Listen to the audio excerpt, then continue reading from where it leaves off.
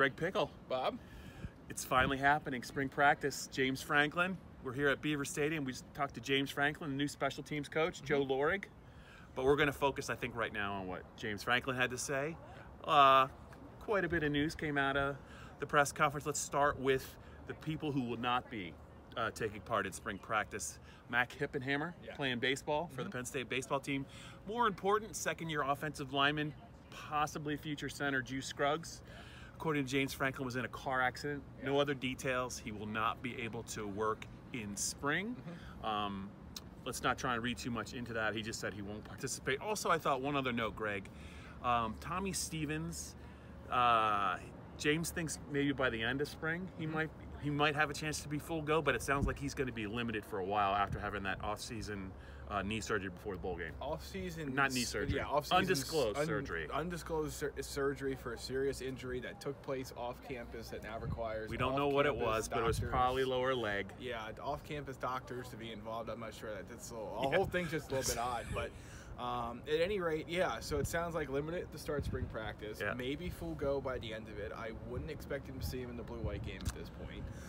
It's good news for Sean Clifford. We've talked about it quite a bit, Bob, that if Tommy Stevens was not going to be full go, that Sean Clifford would be able to, open the door that's already been cracked. He's creeping. And we'll see what happens. But, at the end of the day, it's interesting now for Penn State because there's not necessarily the clear succession plan. Not that it was 100% Trace McSorley's job a few years ago, but it was pretty clearly going to be his job. I know it was a close competition, more than anyone ever thought in spring practice and summer camp. But it's going to be fascinating because I don't think they can name a starter. Not that they would have out of spring practice, but we're here at we're here at a point now where they're going to have to wait till well into summer camp. Okay, I'm looking at my notes real quick, just so we get to everything in the next 45 seconds to 5 minutes. C.J. Thorpe is changing positions. Yes. Noticed he's on the roster at about 3:30. He prized offensive line prospect, moved to defensive tackle, reserve defensive tackle last year. They had a need. They needed some bodies. James Franklin said he's back on the offensive line, which means he's an interior lineman at 3:30, obviously. And they say they are excited about maybe his ceiling, his potential. They like the physical style that he brings to the table. I don't know if that means he's going to compete for a starting job this year, but James talked about the need to build a two deep they feel like they can win with. Yeah, and there's no question, and I think it's a little bit of a challenge right now. I mean, if you look at the latest roster that Penn State released, I'm not convinced that Aeneas Hawkins is a guy that can contribute this year. He's down to 274.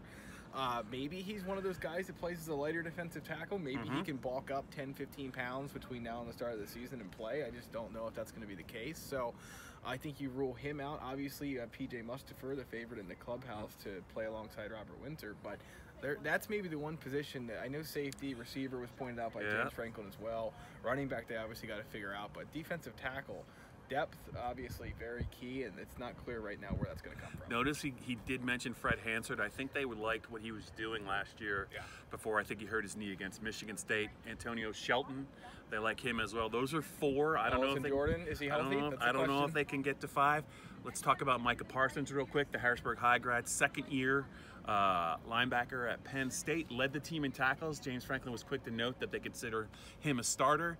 I thought one of the more interesting parts of the press conference was when James was talking about all the progress he had made, and then he knocked on wood 4 times. It's just, I think the message was he just hopes Micah can continue on the path that he's on right now. Yeah, and I think it's about as good a path as he could have hoped for at this point in time. Obviously, a very strong freshman season for him, Bob. You're right, they didn't start him, and James said that was to keep the pressure off of him. I guess we'll have to just buy that and believe it is what it is. But he clearly took more reps away from Koa Farmer as the season went on. He was definitely the de facto starter, so big things in store for him. One more thing real quick, running backs moving on from Miles Sanders. Sounds like it might be a timeshare at the start with Ricky Slade and Jordy Brown, and we still have to wait and see what the true freshmen Noah Kane and Devin Ford bring to the table, as well as the kid from Notre Dame, C.J. Holmes.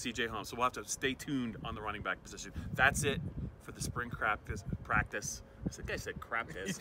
That's it for the spring practice wrap up here at Beaver Stadium.